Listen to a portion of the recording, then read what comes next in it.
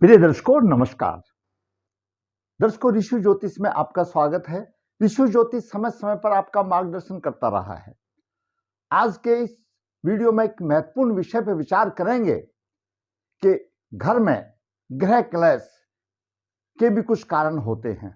दर्शकों, सबसे पहले मैं आपका धन्यवादी हूं जो आप मेरे वीडियो बड़ी उत्साह से देख रहे हैं और मुझे आशा है कि आगे भी देखते रहेंगे। दर्शकों, घर एक सुख का स्थान है। दिन भर प्राणी बाहर आजीविका के लिए कार्य करता है, भिन्न भिन्न कार्य करता है। कोई सर्विस करता है तो कोई व्यवसाय करता है, यानी अपनी आजीविका चलाने के लिए दिन भर वो घर से बाहर रहता है। शाम को आराम के लिए, अपने बीवी बच्चों के साथ रहने के लिए घर में आता है। कभी कभी घर का वातावरण ऐसा हो जाता है कि आदमी बाहर ही रहना पसंद करता है, सोचता है कि घर में जाने के बाद फिर क्लेश होगा। तो दर्शकों, ऐसी स्थितियां आ जाती हैं। हालांकि घर जो है एक सुख का साधन है, सुख है। घर व्यक्ति के आराम के लिए बनाया है। घर की परिभाषा बहुत बड़ी है। मकान और घर में बहुत फर्क है। मकान तो एक चार दीवारी के अंदर ईंट गारा से चना हुआ एक घर मकान है। घर का वातावरण, घर का अच्छा वातावरण जातक को कोई भी हो उसको सुख प्रदान करता है। दर्शकों, आज का विषय है ग्रह क्लेश का कारण। और भी कई होते हैं, लेकिन आज जो हमारे पास कुंडली ऐसी आई है जिसके चतुर्थ भाव में लगन कोई भी हो, जिसके चतुर्थ भाव में चंद्रमा और मंगल की युति हो और उसके ऊपर राहु का प्रभाव हो, तो ऐसे घर में ग्रह क्लेश होता है। दर्शकों, मेरे पास कई विद्वानों के फोन आए कि गुरुजी ये लगन क्या होता है। तो कोई बात नहीं, कुछ अनभिज्ञ आदमी होते हैं, सभी को साथ लेकर चलना पड़ता है। 2 मिनट ज्यादा हो सकता है। दर्शकों, ज्योतिष में 12 राशि 9 ग्रह माने गए हैं और 12 राशि का जो कालचक्र इस तरह से बनाया गया है कि एक राशि लगभग 1.5 या 2 घंटे के लिए पूर्व क्षितिज में आती है। जिस टाइम पर बच्चे का जन्म होता है, जो राशि पूर्व क्षितिज की तरफ रहती है वो लगन माना जाता है। लगन का मतलब समय। अब उस समय जातक का जन्म हुआ और उसी के आधार पर 12 भावों की रचना बनाई गई है। तो अलग अलग भाव से संबंधित सुखों का विधान वैदिक ज्योतिष में बताया गया है। तो लगन का मतलब है पहला भाव। लगन का मतलब है उस समय जातक का जन्म हुआ और जो राशि का लगन है वो लग्नेश बनता है। लगन और लग्नेश जातक का स्वयं का प्रतिनिधि करते हैं। ये लगन की परिभाषा है। समय समय पर मैं जिस भाव से वीडियो बनाता हूं उस भाव का भाव फल मैं बताता रहता हूं, बताता रहूंगा। आइए आगे विचार करते हैं। दर्शकों, मैंने ये एक कुंडली का खाका बनाया है।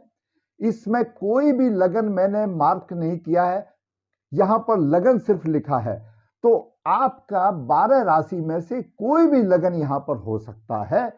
मेष लगन हो सकता है, वृष लगन हो सकता है, मिथुन हो सकता है, कर्क हो सकता है, सिंह हो सकता है, मीन तक कोई भी लगन यहां पर हो सकता है। कोई भी जो राशि यहां होगी वो लगन मानी जाएगी और उसका स्वामी लग्नेश माना जाएगा। लगन को प्रथम भाव माना गया है। द्वितीय भाव यह है, द्वितीय भाव धन वाणी कुटुंब का भाव है, प्रारंभिक शिक्षा भाव। तृतीय भाव, यह तृतीय भाव पराक्रम का भाव है, छोटे भाई बहन का भाव है, मोटे तौर पर और भी कई है। ये है चतुर्थ भाव। किसी भी लगन में यहां पर लगन से 1 2 3 ये चतुर्थ भाव है। चतुर्थ भाव सुख का भाव माना गया है, घर का भाव माना गया, मकान का भाव माना गया, माता का भाव माना गया है और इसका कारक ग्रह चंद्रमा है। व्याख्या है, इस चतुर्थ भाव में चंद्र और मंगल की युति हो और इसके ऊपर राहु का प्रभाव हो। राहु का प्रभाव कहां से हो सकता है? राहु चतुर्थ भाव में ही हो, राहु द्वादश भाव में हो, द्वादश भाव से पंचम दृष्टि इसके ऊपर आती है, राहु ये दसम भाव है, जैसे चतुर्थ, पंचम, छठा, सातवां, आठवां, नौवां, राहु दसम भाव में भी हो सकता है, उसकी दृष्टि यहां पर होती है। राहु अष्टम भाव में होता है, उसकी नवम दृष्टि यहां पर होती है। मतलब चतुर्थ भाव पर कैसे ना कैसे राहु का प्रभाव हो और चतुर्थ भाव में चंद्र मंगल की युति हो, तो ऐसे घर में ग्रह क्लेश रहता है।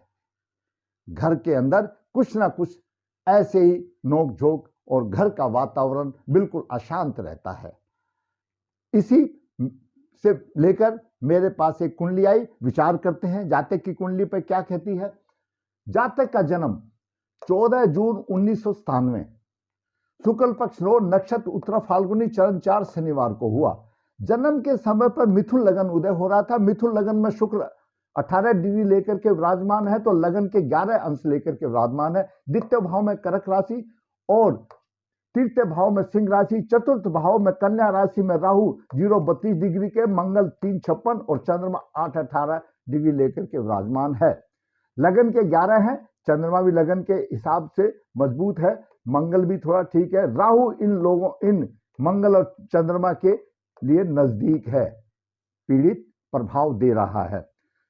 पंचम भाव में तुला राशि, छठे भाव में वृश्चिक राशि और सप्तम भाव में धनु राशि और अष्टम भाव में मकर राशि। मकर राशि में गुरु नीच का है परंतु वक्री है, अपने आप उसका वक्री खत्म हो रहा है, रिट्रोगेटेड है। रिट्रोगेटेड ने ये उच्च का फल देगा यहां पर, क्यों। नवम भाव में कुंभ राशि, दसम भाव जो कि व्यवसाय का भाव है, सम्मान का भाव है, पिता के सुख का भाव है, उसमें शनि और केतु 0032 है, शनि 24 डिग्री लेकर विराजमान है। और एकादश भाव आमदनी का भाव है, बड़े भाई का भाव है।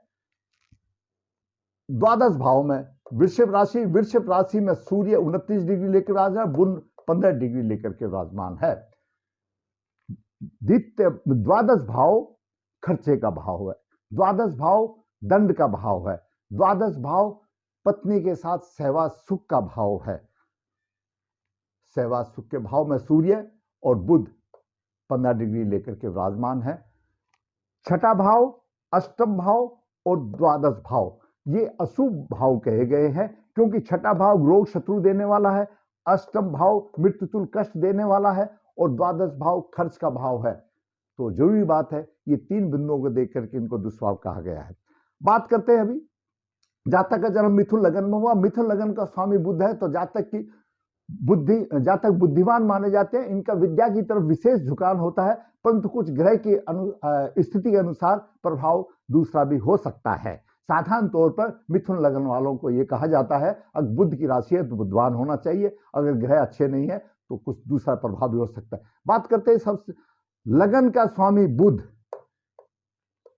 लगन का स्वामी लग्नेश बुध द्वादश भाव में 15 डिग्री लेकर के बलवान है, परंतु पितृदोष में है। जब लग्नेश छठे भाव में, अष्टम भाव में, द्वादश भाव में होता है तो हमारे ज्योतिष शास्त्रों, ज्योतिष विद्वानों के मुताबिक वह पितृदोष की कुंडली मानी जाती है। बात करते हैं सूर्य की। सूर्य तृतीय भाव का स्वामी है, तृतीय भाव पराक्रम का भाव है, छोटे भाई बहन का भाव और द्वादश भाव में है। द्वादश भाव सहवास सुख का भाव है, पराक्रम की कमी करेगा, छोटे बहन भाई के सुख में कमी आएगी। ऐसा जातक अपने भाग से संघर्ष करता रहेगा और खर्चा अधिक होगा, सहवास सुख में कमी आएगी। इस प्रकार स्त्री सुख में भी कमी होगी और खर्चा अधिक करा देगा। और सप्तम दृष्टि से शत्रु भाव को देख रहा है, शत्रुओं को दबाने में कुछ मदद करेगा। यहां पर सूर्य बैठा हुआ थोड़ा सा आलसी बना देता है, कठिन परिश्रम करता है लेकिन फिर भी आलसी बना देता है। बात करते हैं चंद्रमा की। चंद्रमा द्वितीय भाव का स्वामी, द्वितीय भाव कुटुंब, वाणी, प्रारंभिक शिक्षा, धन का भाव है, चतुर्थ भाव में है। चंद्रमा चतुर्थ भाव में है, माता के सुख में कमी, परंतु कुटुंब और भूमि आदि का सुख अच्छा। व्यवसाय में सफलता, सप्तम दृष्टि से दसम भाव को देख रहा है, व्यवसाय में सफलता, धनी प्रभावशाली व्यक्ति होता है चंद्रमा। हम अकेले अकेले ग्रह का प्रभाव बात कर रहे हैं। मंगल एकादश भाव का स्वामी है और छठे भाव का स्वामी है। अकेले मिथुन लगन के लिए मंगल प्रबल पापी माना जाता है, क्योंकि छठा भाव और छठे से छठा भाव दोनों अशुभ भाव कहे गए हैं और मंगल बुध का शत्रु है। माता के पक्ष में वेमेनस, क्योंकि छठे भाव का स्वामी है तो माता के पक्ष में वेमेनस रहेगा, बात नहीं बनेगी। भूमि मकान आदि में कुछ परेशानी के साथ सफलता मिलेगी। चतुर्थ दृष्टि से सप्तम भाव को देख रहा है, स्त्री के पक्ष में भी कुछ दिक्कतें आएंगी। और सप्तम दृष्टि से दसम भाव को देख रहा है, व्यवसाय में अच्छा योगदान होगा। अष्टम दृष्टि से अपनी राशि को देख रहा है, आमदनी अच्छी होगी। अब बात करते बुध। बुध लग्नेश है और सुख का भाव का भी स्वामी है, चतुर्थ भाव का स्वामी है और लगन भाव का स्वामी है, और बुध द्वादश भाव में है। द्वादश भाव में स्वास्थ्य कमजोर होगा, खर्च अधिक होंगे, बाहरी स्थानों से लाभ होगा, अपने जन्म स्थल से दूर रह करके कहीं उसको सुख मिलेगा।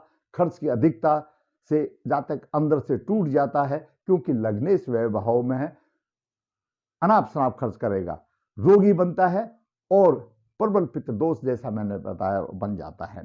बात करते हैं गुरु की। गुरु सप्तम भाव का स्वामी है और दसम भाव का स्वामी है।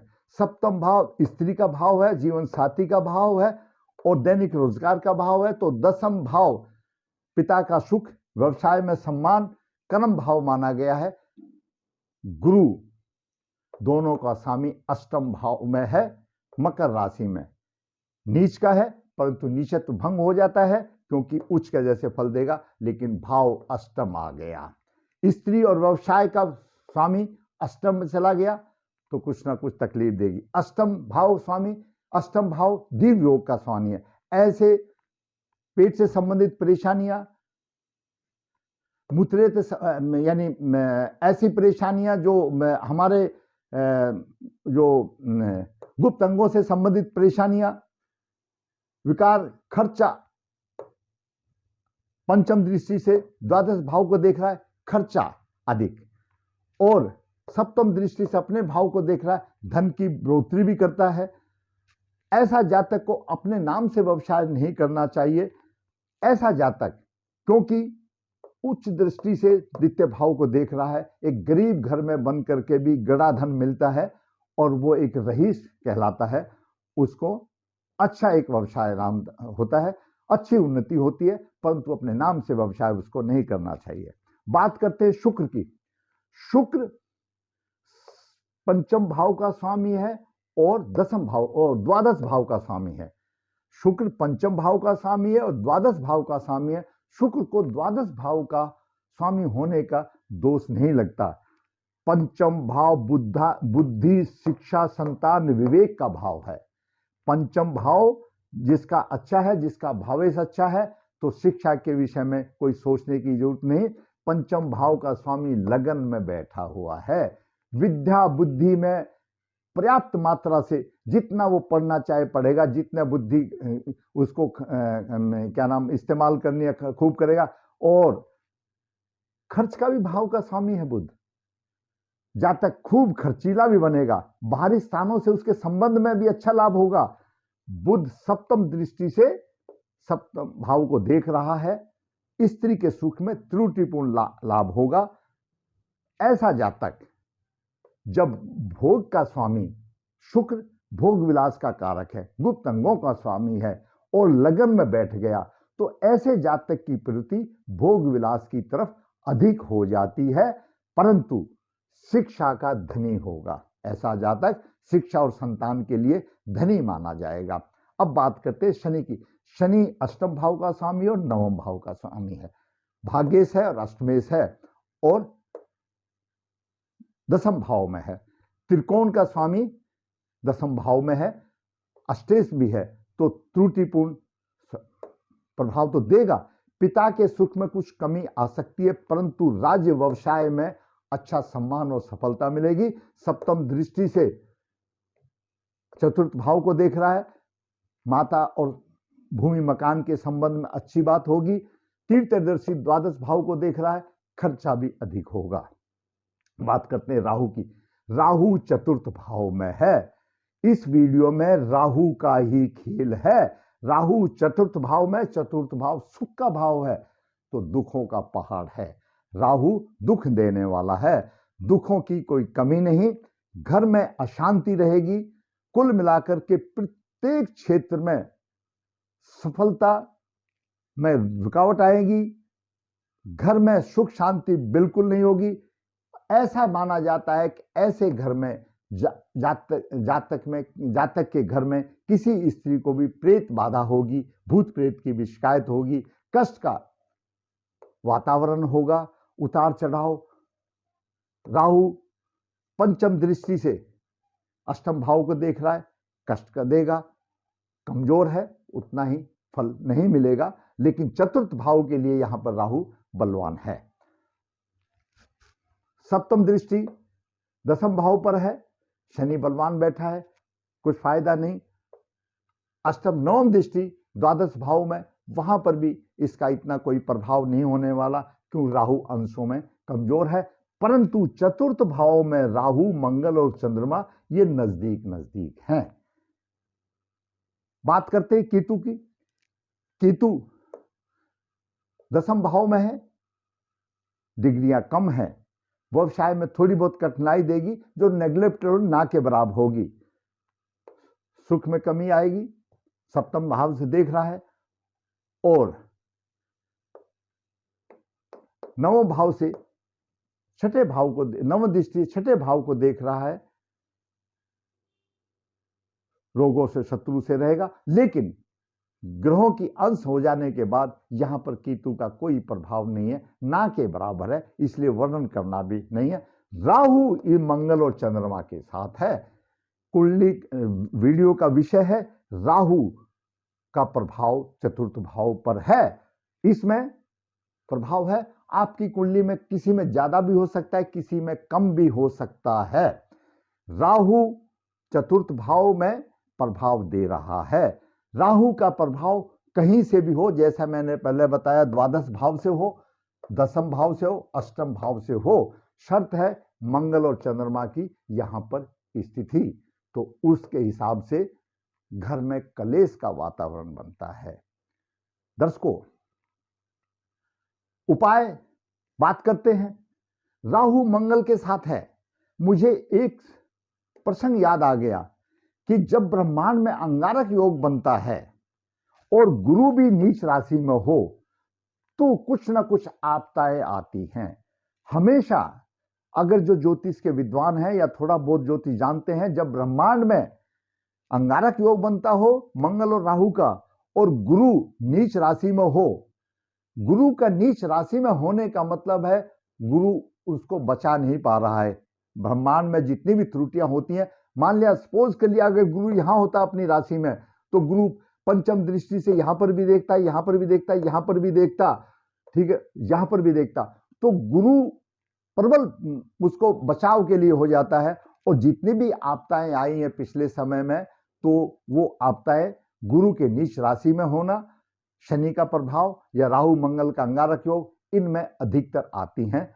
तो राहु मंगल का यह अंगारक योग राहु मंगल का चतुर्थ भाव में बन जाना, चाहे युति से हो या दृष्टि से हो, अंगारक का मतलब ही अंगार है, और घर सुख का है, घर एक आराम करने की जगह है। जहां पर इस तरह से अंगारक योग होगा और चंद्रमा भी पीड़ित होगा, तो ग्रह कलह होना, इसमें कोई दो राय नहीं है।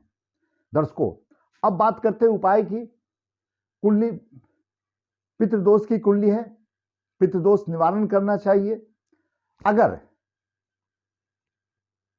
पितृदोष, क्योंकि लग्नेश वहां गया हुआ है द्वादश भाव में, प्रबल पितृदोष माना जाता है। राहु मंगल का अंगारक योग है, राहु चंद्रमा को भी कुछ ना कुछ प्रभाव दे रहा है, तो ग्रहण योग लग रहा है। अगर आपकी कुंडली में ग्रह बलवान है और सिर्फ राहु पीड़ित ही कर रहा है,